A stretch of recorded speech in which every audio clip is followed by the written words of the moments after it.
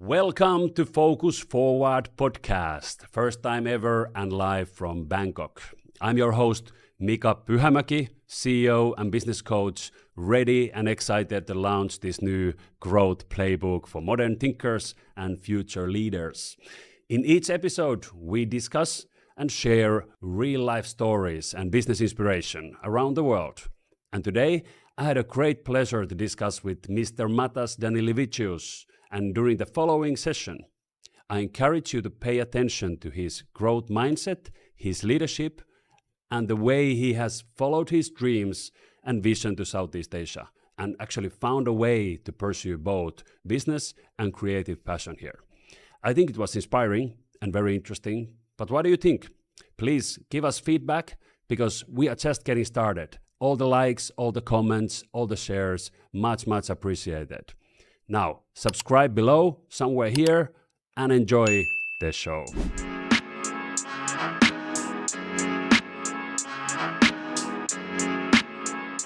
Mr. Matas Danielevicius, welcome to Focus Forward podcast. Hi, good morning. Good to see you. Great. And as a way for us to get started, maybe it's best for you to tell us a little bit about yourself. First. Sure, of course. It's a big question, Who am I? What am I doing? So first of all, my name is Matas. I'm from Lithuania. I have been living outside of Lithuania for almost 15 years.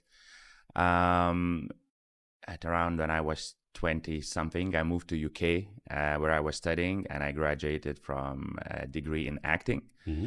And I stayed one more year in UK, and then I moved to Thailand. So it's already almost 10 years since I've been living in Thailand.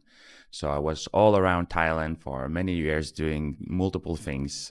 So I present myself usually as entrepreneur, an actor, and currently a producer as well. Fantastic. That's a lot of characters to play. And I think that's one of the things I learned about you over the last months and weeks. So fantastic. We have share a little bit background. We have met this week also, and it was related to startups, and actually called the setup was KX Knowledge Exchange and Techbite. Yes, do you want to maybe share what was that all about? Right. So I've been living in Bangkok, particularly probably 7 years right now. Mm. And in the last 5-6 years, my office and one of my positions is in one of the innovation centers here in Bangkok. It's the largest innovation center in Thailand. It's called KX Knowledge Exchange, and it's built by King Mongkut University of Technology, which is the leading university in Thailand, specifically on technology, engineering, architecture, and deep technology, AI startups too. So the whole innovation ecosystem is around 20,000 square meters building, in the heart of the Bangkok. And in that building, it is an ecosystem. So our job is to curate startup, SME, corporate, government, university relationships, monetize technology. And one of the ways is the Techbite incubation program. Is the one that you thankfully came and helped us to teach and mentor our startups on sales and route to the market. So Techbite incubation program, currently we have a 5th batch of startups that we are incubating. Mm-hmm. And we started in 2020, just when COVID kicked. Our goal was to help local people who lost their businesses because of COVID. Many people suffered, many hotels shut down, many F&B businesses struggled. So, the whole country was devastated because no tourism, no extra income. And we thought, let's do a program that will help people to realize their new ideas, build new products or businesses. And we started kind of in a hybrid way, online, offline, because of the restrictions, because of the, curfew. We have to improvise. And since we got a good feedback and quite a few success stories, we decided to start to scale year by year. Till now, it's the 5th batch. We have international teams in several stages from ideation to scale. The ones who already had fundraised and already has traction to someone who is just innovating in some new ideas in multiple industries. Yeah. So that's the quick introduction to that whole ecosystem. That's great, and thank you very much for that invitation. And it was a good workshop, B2B sales and growth coaching and help for the startups. We got good feedback, and to your session particularly as well. And I think, doing business and startups, I see through many years, hundreds of entrepreneurs, and you can see that some of them are stuck to looking into product or brand building, but neglecting sales, which is the essential part of doing business. Without sales, no matter how great is your product or how beautiful your brand looks like, you can't grow, you can't get anywhere. So it's very important to focus on these parts. And thanks again for doing it. So yeah, thank you. And it's all about customers. That's really key element that I learned over the years, that focus on the customers and good things will happen. And then we call it sales very often, or marketing, but that's where the magic is, in helping customers. So thank you for that opportunity, and great to have you in the show. If we take a step back, you just told that you've been here in the region for a while, right? But how does Lithuanian gentleman find himself in Asia? What happened there? Not only Lithuanian, but I heard this type of story quite a lot by chance. By chance. I never had a plan to come to Thailand or to do business in Thailand, or in general to spend a longer part of my life in here. But it happened then. I've graduated in UK, and I was getting tired a little bit of UK, of the environment there. Even though I love that country, I miss it.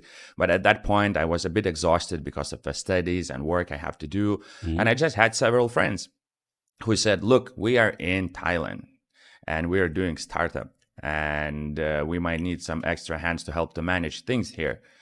And at that point in my life, I was just trying to figure out what's next. And I thought, okay, I'm going to come here for a few months to see, the country, to travel around the Southeast Asia, and to just to have an adventure. And it happened that an adventure turned into 10-year, basically life journey. Since I came here, I moved to north of Thailand. I started to work with one group of friends. Eventually, I branched out to do different type of businesses.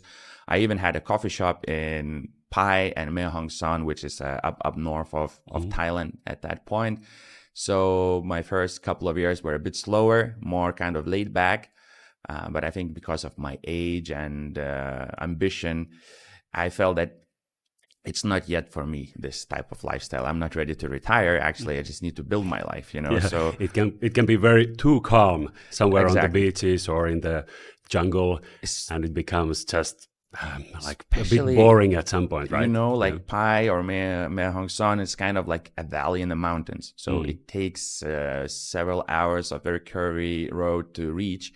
So when you go there, you feel safe and calm, but could be misleading, because then you start to see same faces and you just stuck in the slow routine, there's not much to do. Okay, you can do sport and enjoy some food, but right, it becomes misleading. So for me, it was enough, and I decided to go to where the action is, which is basically Bangkok in Thailand. Yeah. And that's where I started my proper business journey. Yeah, the environment actually has a huge impact on who we are and who we become. The whole story that we tell ourselves and to others. So, like, you probably also have been in other places than Bangkok. If we come back in a moment, back to stories here in Thailand and in Bangkok. What about the bigger region, Asian region? Like, do you think that why is this a hot topic, or why should people care about doing business here? Okay, so I think there are multiple opportunities to why Southeast Asia, why Asia in general. I've been listening to multiple podcasts or content. We're talking about that this centuries of India, but Southeast Asia is the economy is growing fast. Let's say Thai population is very open for innovation. There's like 90% of households have internet access. People are very open for e-commerce and shopping online, trying new products, and testing new things. So I think that as GDP is growing, people have a little bit more income. They can afford more interesting things, and they require better quality services and solutions. Create this nice environment to test new products and come in and try. I think the backbone of majority of Southeast Asian countries is SME type of businesses, is family-run businesses through generations. However, because of the rapid development of technologies, all of these businesses are on the verge of being disrupted. So either they disrupt themselves and find new ways of doing their thing, or they're going to be disrupted by someone else. So that creates this interesting environment where either you come as an entrepreneur and try to find the niche and develop new product or new service that you see the gap, or partner up with local business that is already existing and help them to transition into, let's say, 21st century company and international company. Compared to other countries, recently I had a trip to Japan. I was participating yes, I was invited to Kanazawa region. It's ICT University in Kanazawa. And I participated in several panels there. So I was exposed a lot to what's happening in Japan right now, which is a bit different, but also similar to Thailand, talking about challenges. So I'll expand a little bit. Japanese government currently released a fund of 10 trillion yen, which is around $65 billion to boost startup ecosystem in Japan. Because as innovative country as Japan, they struggle to innovate in startup way. Let's say in US, there are around 450 unicorns or something like that. In Japan, below 10. So economy of that size, with capabilities as Japan should perform better in this metric. So Japanese government is recognizing that and releasing huge amounts of funds to actually boost that ecosystem. And not only Japan, they want to grow outside of Japan into Southeast Asia. They also see opportunities in Thailand, Philippines, Vietnam, Indonesia, and they want to boost that bridging between the Asian markets. Yeah, that amount of unicorns is maybe something similar to Finland and the Baltic states, right? Combined, if that.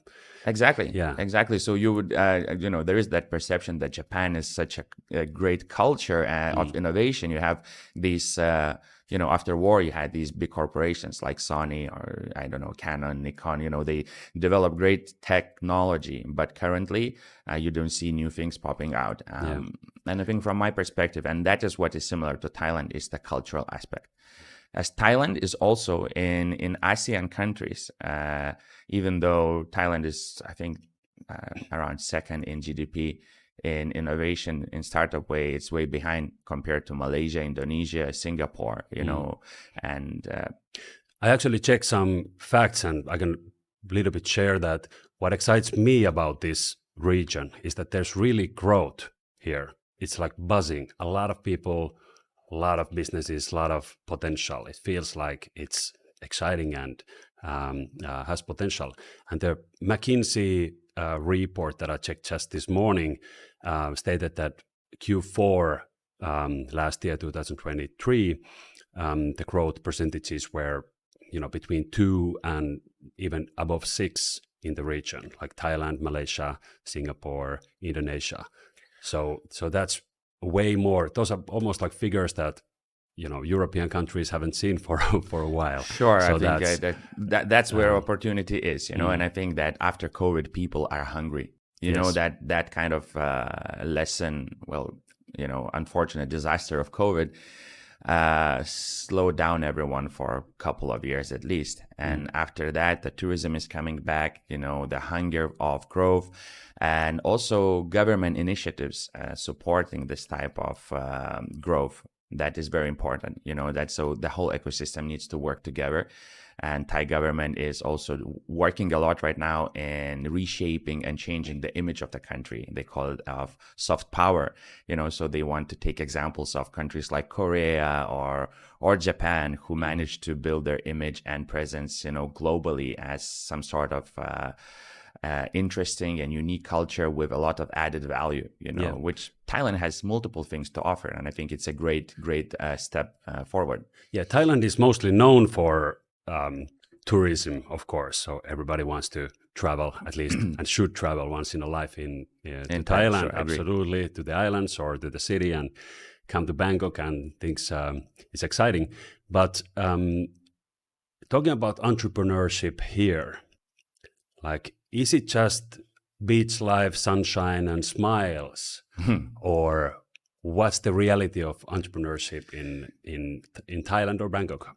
Okay, so I think that is also, it is quite subjective, of course. Perhaps there are entrepreneurs who are able to manage this beach life, flip-flops and working online, and building their businesses, which is great for them. But I think just from my personal experience and what I've seen through many years of foreign entrepreneurs who come to Thailand, one of the misconceptions is that, I'll come in, I'll see the gap and I'll quickly do the business, I'm going to scale and then I'm going to leave. Or it doesn't work that way. In majority of the cases, you need to really build relationships. There are a lot of gatekeepers here. There's this saying, it's not know-how in Thailand, it's know-who.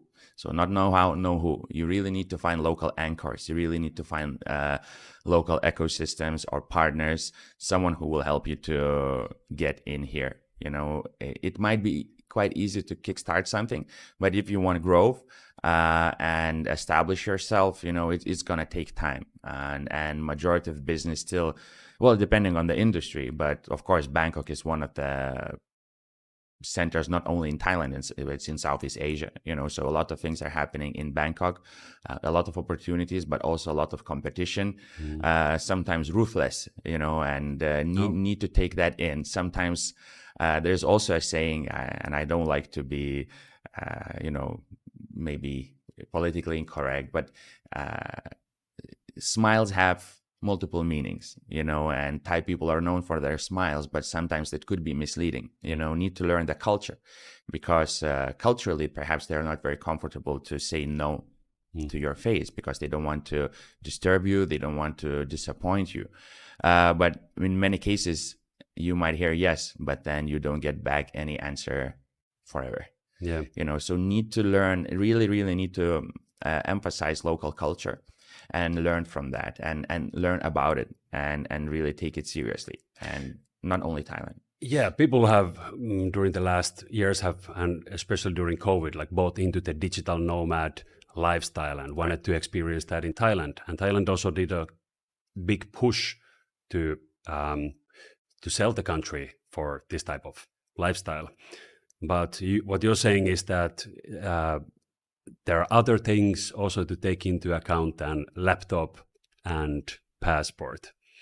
Yeah. How do you then navigate those smiles? How do you know that who is who in this environment? I think that also comes probably with experience. Once you start to know the culture, the business ecosystem, who are the players in certain industry, you kind of start to have like a map and a mind map of how to navigate through that, and myself, it's weird because I started doing business in Thailand. I never did business before I moved to Thailand. So my whole business experience is in Thailand and around Southeast Asia. So sometimes I feel weird that I cannot compare much to, let's say, Europe or like UK or Lithuania or Scandinavian countries. I do have some knowledge because of my friends, but my experience here is my experience come mostly from here.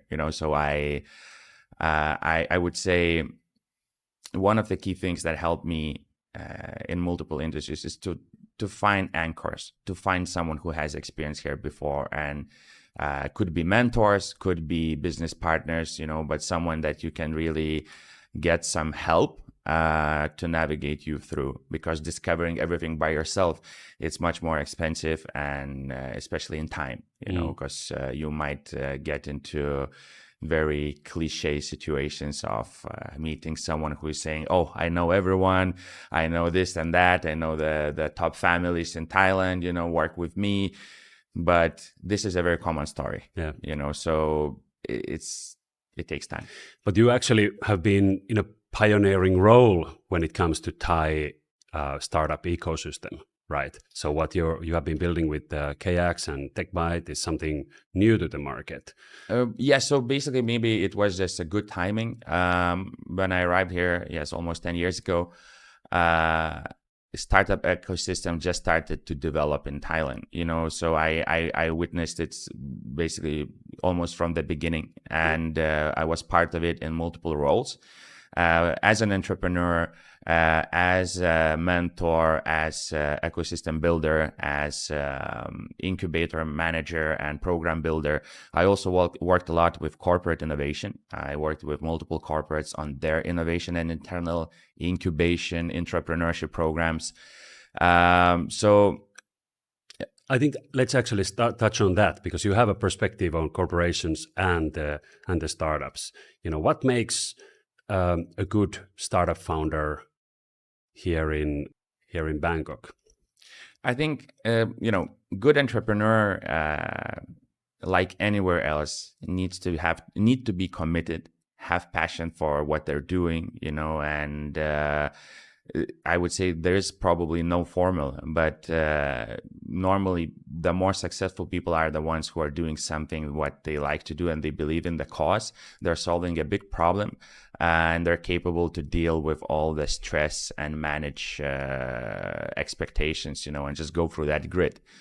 However, like what Thailand is a bit more different, let's say, from Europe, or at least it's more obvious in here, is the power of local corporates and how much gates they're keeping. Basically, they control the whole industry. So sometimes to disrupt here becomes even more difficult than in other countries, because they have all the supply chain, they all have the distribution channels, they have the major brands. So it's very difficult to disrupt, and some industries are easier than others. So the founder really needs to be committed to that and need to find a way around or to work with corporates.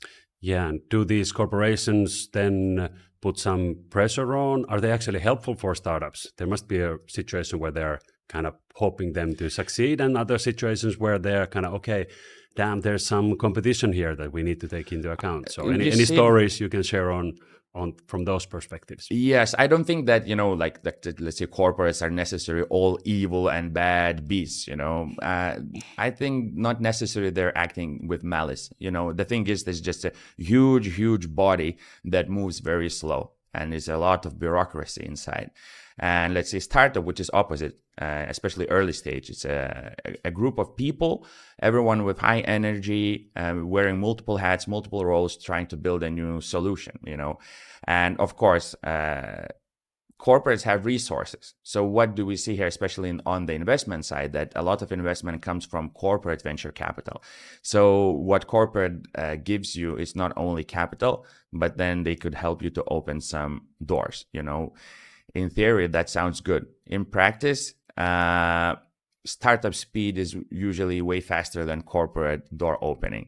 So there are some successful case studies that startup that are succeeding in these partnerships and grow and can fulfill that opportunity. But in many cases, corporates, and I'm saying that honestly, not necessarily from bad will. It's just that it's very slow process and decision making. So in startup, you need something next month, or you die. And corporate might say, okay, we'll have a meeting in 2 months with the board, and then we might raise you this issue. So this speed does not match. Is it harder for the startups that you work with? Is it harder for them to find funding, find customers, or find talented team? Which one of these 3 elements is like the most challenging? I think all 3. All 3. All okay. 3. Then that sounds like very much like any startup culture. Right? I think so. I think, of course, I think there's a misconception why startup need funding, especially what happened in the last couple of years in US, and the whole startup bubble is starting to burst of just raising rounds and rounds without having traction. Investors are much more aware now, and they're looking for traction, signs of growth, proof of concept, I think there is some sort of shift and focus towards more like SME type of bootstrap approach, where I have some sort of product and I start selling and I need to prove that customer needs that, and then think about fundraising, because investors here is a big gap on early stage investment. Majority of VCs and CVCs are investing Series A and above, but to foster the seed rounds, pre-seed, there's a gap, there's a vacuum, and that's where it also creates an opportunity. Other ecosystems who would come to Thailand, whether that would be incubators, accelerators, grant opportunities, or partnership opportunities with ecosystems outside, that could help to boost and foster the early stage ecosystem. There's a huge demand for it, That's very interesting that you share that, and if someone listening, wants to jump into that, I think it sounds like a real gap. And same as for entrepreneurs. Even Thai people are great entrepreneurs. They're very entrepreneurial in their heart. Many people have several gigs that they're doing, selling something on the side, building a brand on the side, or a shop or a family business. So that type of entrepreneurship is in their heart, which is I admire, Yeah, absolutely. Like on Bangkok streets, everybody's selling something. Exactly. That's so real. You can witness that very obviously. It's in their culture. So I love it. However, it's still I think there is a space for entrepreneurs outside of Thailand who bring different perspective, different knowledge, and perhaps slightly different culture, just to disrupt the ecosystem, because that's what is needed. That is actually like a great point. I have understood that Thai companies have a big challenge in growing beyond the borders. So, and that's partly because of the language. There can be other reasons. What's your experience? Do you know, or have you met entrepreneurs that have an international vision and actually some energy to make that happen? I think, since the beginning, because our first company was called Cinnamon Bridge, which was food and beverage accelerator. And my friend started it in London. Once we came here and we start to promote this opportunity with local businesses, once they hear UK or Europe or any outside country, everyone wants to work. It's a prestige and it's growth, so everyone wants to have opportunity to grow outside of Thailand. There is a lot of ambition for that. But as you said, not many succeed. And there are several things. Of course, language is very important. And many Asian countries struggle with that. Japan as well. Language is a huge barrier, that for them to communicate with outside countries is a big trouble. Culturally as well. Let's say Thailand and Japan and many other Southeast Asian countries are a bit more conservative in their culture, in their hierarchy, in the structure. So expectations and business making is way different. It's not very straightforward. It takes time. You need to build relationships. So that mindset slows things down, and let's say someone comes from UK or US or different markets.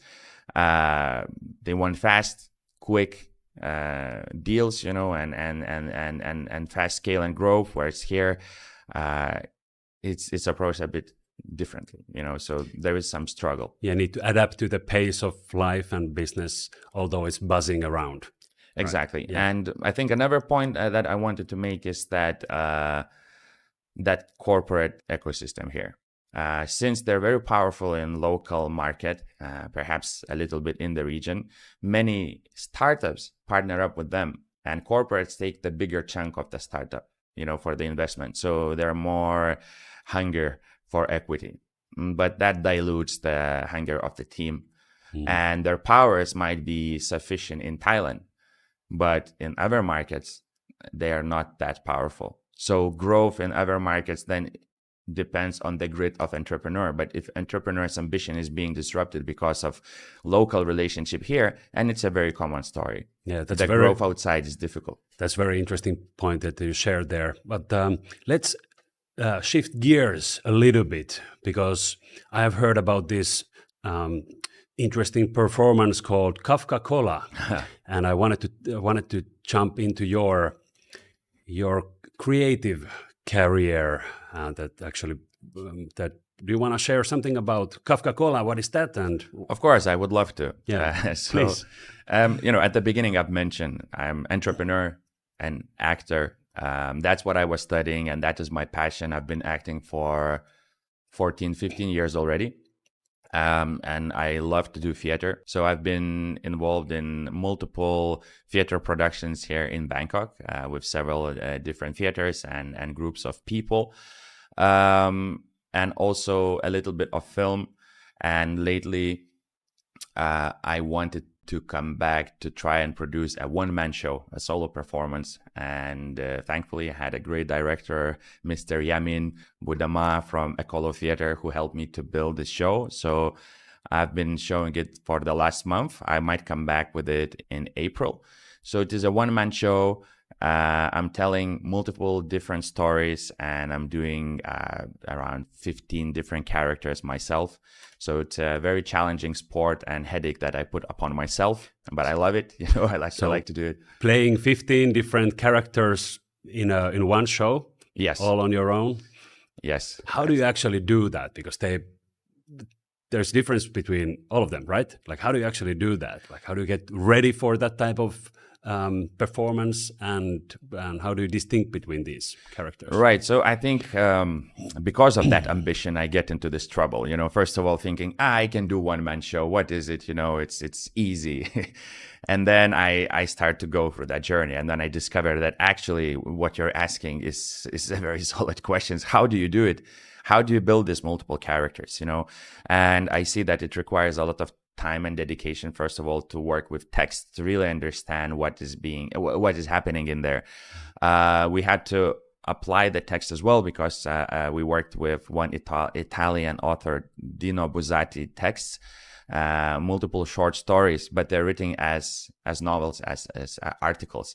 It's not written as a theater play. So we had to work a lot to adjust, invent dialogues and interactions between the characters. And then, of course, separating each character, understanding the mission and vision and background of each character. What is their goal in that story? What do they want? How would they react if they don't get it? And all these things I had to build. And that requires a lot of time. And sometimes, not sometimes, always when I'm doing theater production, I'm thinking, why the hell I'm doing this? But after the show, I always understand why. So that's a sport and exercise that keeps me more focused, helps me to train in different techniques of memorizing, being present, actually physical active, and it is my passion. Can you share? We're living in a world that is like super digital and a lot of distractions all the time, and everybody's fighting for your attention. But can you maybe, with that actor experience, can you share that how to learn that amount of details in an effective manner and maintain that knowledge? Right. Not an easy question to answer. I think each performer has their own ways of building techniques and characters. There's multiple different techniques from very physical memorization, mechanical, I have to be at this point and time on stage, and my body is going to do this, and the audience is going to see that, and that's it, to very spiritual, where actors are being more like psychophysical. What you feel, you let it go through your body, and then that's the outcome that the audience see. And then everything in between, mixing these two together, its own actor's way of building their style and how they see acting in general. For memorizing and learning, I have several techniques that I've learned through the time. Let's say I do some sort of codes. For Kafka Cola, I had to learn a lot of text. So I write down a letter from each word, first letter of each word in this way, and then I look into these letters and I try to remember what word it represents. So in this way, my brain is being trained to start memorizing rather just reading the huge amount of text.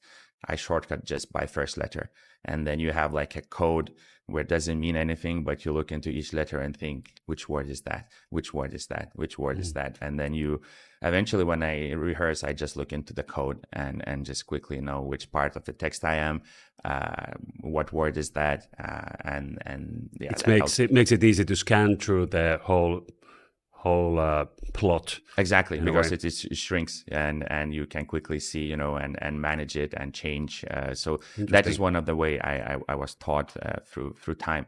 But I think once you were asking the question, you mentioned one thing: technology is coming in, and theater. It's a bit opposite, So as a performer, it's a bit more philosophical for me as an individual, is that AI is coming in. There's a lot of technologies. Everything is automated. Also the theaters. Right. And films, our content is being generated, text is being generated, audio is being generated, music is being generated by AI. So this type of thing like theater, I think in the future is going to be, if we're looking like 20, 30 years from now, 40 years from now, it's going to be a place, one of the only places where you could actually feel what real human emotion is. So I think I want to preserve this, be part of this tradition, try to keep it going. And eventually I think it's going to be a very exclusive space where people will come to actually interact and see what emotion is. As right now we're being detached from everything. It's a screen, it's a VR set, headphones, we're detached from each other. And it is a bit scary. Absolutely, like a good story that you shared and a good perspective. AI is definitely, it's a startup topic, it's a business topic, it is a creative topic. And actually like talking about that creativity, and somehow I try to connect your entrepreneurial mind and your obviously artist mind. Like how are these two things supporting each other? Yeah, I think I like to talk about it. Actually, I like this question because before studying acting, I actually studied business back home in Lithuania. I dropped out a couple of times. I didn't stick to me, but I went through a couple of years of business, like business management degree, and then I did the acting degree. And I like to say this, that in doing theater and building characters or working on a film production or working on the film characters, studying business and actually not studying, doing business helped me more than the acting school. It helps you to have a different perspective. You see it as a whole production. I see many actors or creative people, they get stuck in their own role and their own world without understanding that they are only a spoke in a huge wheel. And they try to see themselves as the main spoke in the wheel. But when you do business, you understand that to make something successful, you need to do the research, you need to do R&D, you need to develop, you need to build brand, you need to do marketing, you need to do sales, you need to do management. There's so many things. So it kind of opens up the whole structure and full supply chain of everything. And then with that mindset and that construct, if you come to the creative work, you have completely different perspective. Even building characters, comparing it to the brand strategies that I've learned, a similar thing, tone of voice, this thing. So I like to do these parallels, and then vice versa. For doing business, studying acting helped me more than studying business in university, because when you do business, you need to do sales, you need to be pitching, you have to be outgoing, you need to build relationships, you need to have you need to network. And acting skills, being present, learning about different ways of communication, how to control yourself, how to react, how to do these things, is super helpful. And it helped me definitely. That's why I say these both things are interconnected and help each other. Absolutely, like business has a lot to do with storytelling. Acting is storytelling. Artistic life is storytelling. So I see a lot of commonalities there, and you have a really exciting story, and thank you for sharing it today with us. I think we're gonna jump into the final part of this podcast with 4 questions that I hope that I'm able to ask from all the future guests as well. So continuing so I hope that you answer these with quite shortly, but with the honest mind of what comes first. I'll do my best. Yeah, whether it's a tip or story or something that you feel you want to share with the audience. So first question is that how do you actually find a focus in life? Okay, yeah, it is a challenge. First of all, of course, maybe that comes from European background. I like to tidy things up. I separate working environments, so it helps me to build a routine. And that routine helps me not to go crazy, because I have to manage multiple projects, multiple products, from creative to business related to ideation and client work as well. So good management system that I developed that works for me is very important, to reduce anxiety and stress of what am I doing, what's happening. But I think the major thing that, and then that's what I'm grateful for Thailand a lot, is mindfulness and meditation. This is where I got exposed much more. I used to do it in UK as well, but not as much as I've learned about it here in Thailand. It's so available. I had so many serene moments in some local temples that helped me to create a completely different perspective. That helps me to detach myself, be in the right place in the right time, helps me on the stage work, helps me on the camera work, helps me on pitching business meetings. And that comes to that one thing of practicing mindfulness and meditation. Fantastic. Thank you for that. Second one, this is, what is your number one growth advice to startup founders? You can say whether it's for Thai or international, but one advice for startup founders. Let's say this, that I like to support early stage startups. And one key mistake that I see reoccurring is not being able to pivot. Startup founders fall in love with their ideas, and they keep on digging the grave for themselves by developing extra features, trying to sort the problem of not growing by adding multiple layers of complexity, rather than just admitting themselves that perhaps this thing did not work, or maybe I need to change something, and keep it much more lean and bootstrapped, and try to think of the business idea and the way of doing it without expecting investment. Of course, we have to raise, this is the way of growth, but could you do it without money? And how would you do it without the money? I think this is the key thing. If you really learn how to do things without money in your pocket, you are more creative. You learn to save resources. You hire better people, because you would know that someone is coming, even with a big portfolio and package. I know what I need, and you could manage someone better. Absolutely.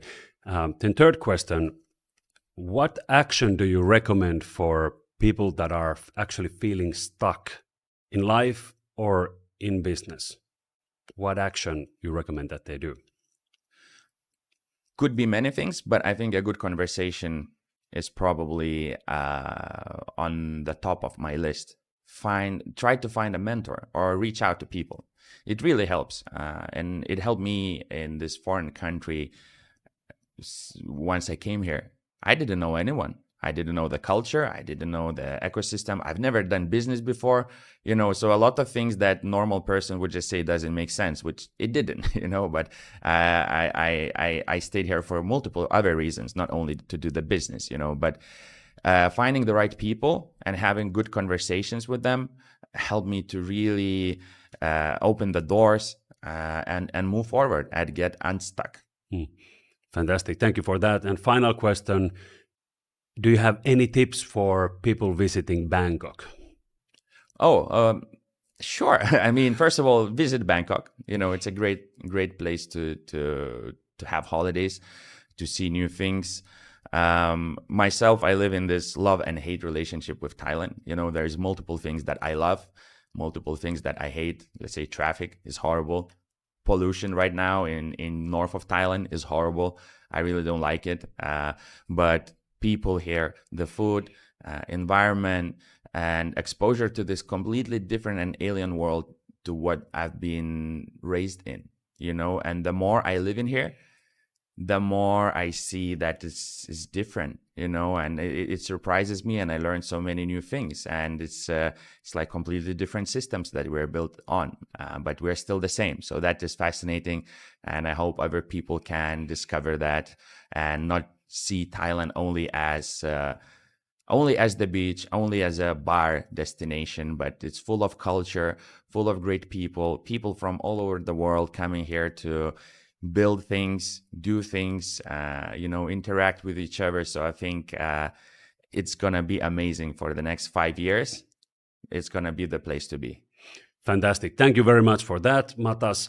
That was a lot of advice, actually, like a great summary of things that you find helpful for others. So thank you for joining Focus Forward podcast. Amazing to have you. And let's give it a high five. Yes. All right. Thanks for inviting. Good to be here, and hope for the future collaborations. Thank you. Thanks. All right. That is the story from northern cold to tropical growth. Story from Bangkok, story of entrepreneurship and acting creative journey of Matas. Thank you for joining in. Thank you for watching. Give us your feedback. Check the show notes. Subscribe. My name is Mika Pyhämäki, and I hope to see you soon.